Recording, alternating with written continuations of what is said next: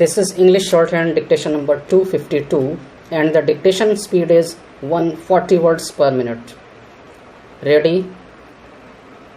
Start. The policy of uniformity, emphasizing centralization of everything at the center, has failed in India. The Congress must admit this fact. We have wasted time by following this policy for 47 years. We must rethink on this policy. The unitary constitutional approach has failed. The federal structure in our constitution must be strengthened. The state governments must have more voices in the central administration. Our constitution must be rewritten to emphasize federal structure. The majority of people belonging to minority communities feel that they are neglected. The center is trying to divide those sections on party lines. Instead of indulging in such things, the center must try to satisfy the aspirations of the minorities. There is a feeling in Tamil Nadu that the Hindi language is being imposed.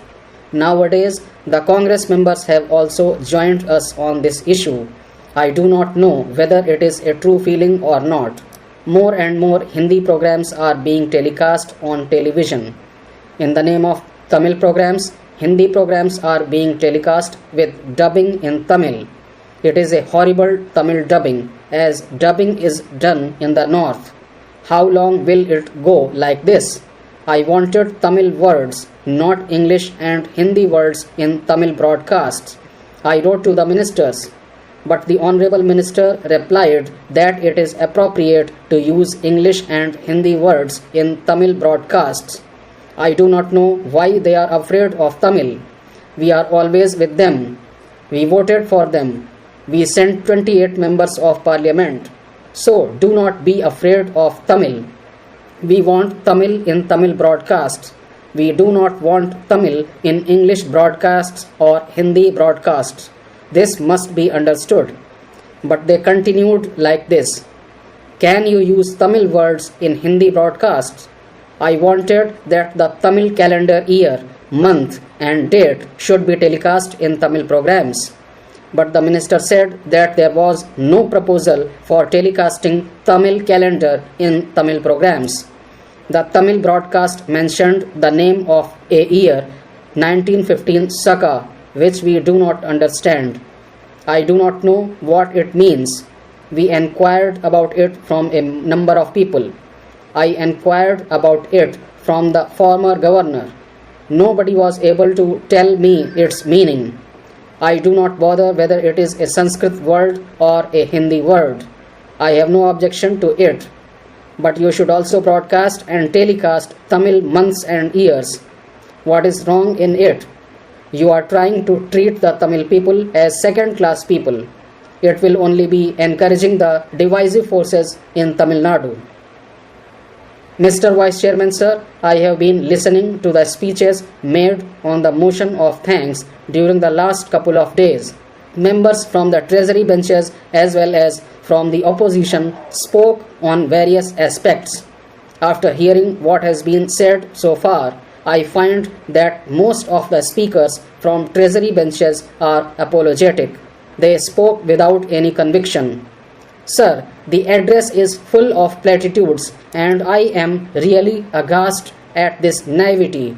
I am therefore inclined to agree with the observation made by the former President, Mr. Venkataraman, that the President's address was only a ritual and that it did not serve any purpose.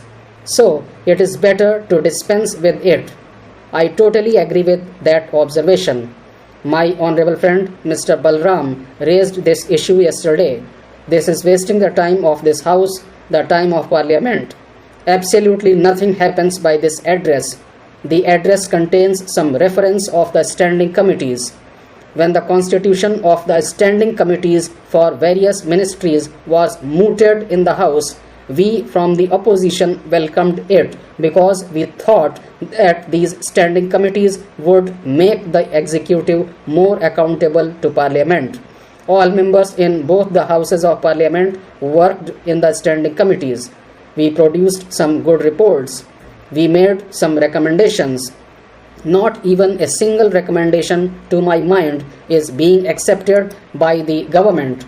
The casual way in which the government has treated the recommendations of the standing committees clearly shows the carelessness of the government. On top of it, the Prime Minister himself exalted his own party persons to politicize the standing committees.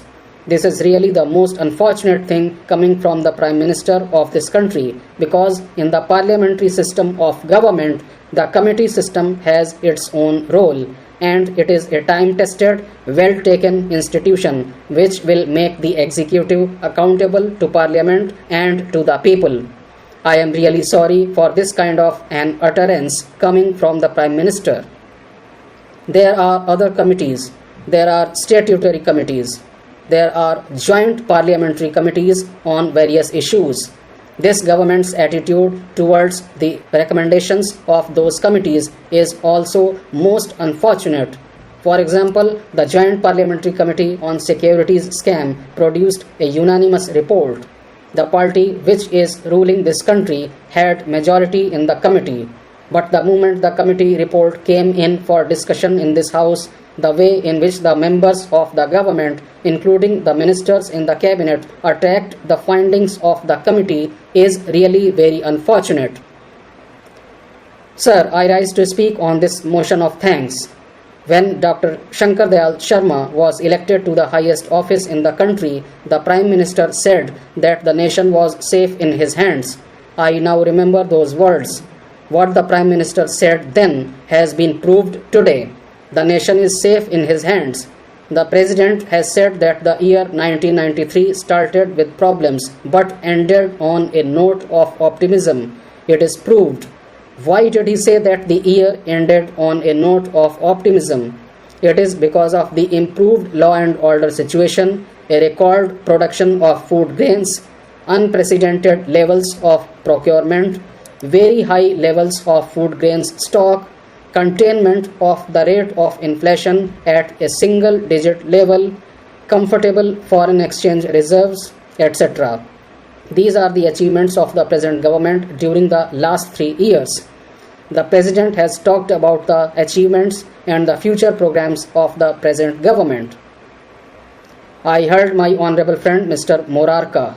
He was jokingly saying that the greatest achievement of the present government is the turning of the minority into majority. I wish he were here, but he is not present here.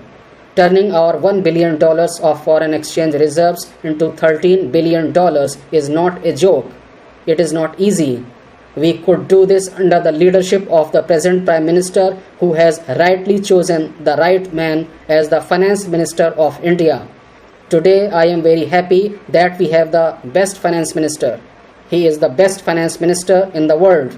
I feel very much privileged to have him. So we must be thankful and grateful to the President for mentioning all these things. The inflation rate in 1991 was 17%. Today it is just above 8%. So we have to be thankful to him for mentioning this. About the law and order situation, of course, he has said that it has improved, but it is very debatable. It has improved in Punjab. Of course, we can say that in Punjab it was an insurgency problem and not a law and order problem. That has been totally solved. Now normalcy has returned to Punjab. We must also be very happy about this. Let me go to Jammu and Kashmir. When I joined Parliament, the situation in Jammu and Kashmir was very bad. Jammu and Kashmir was burning.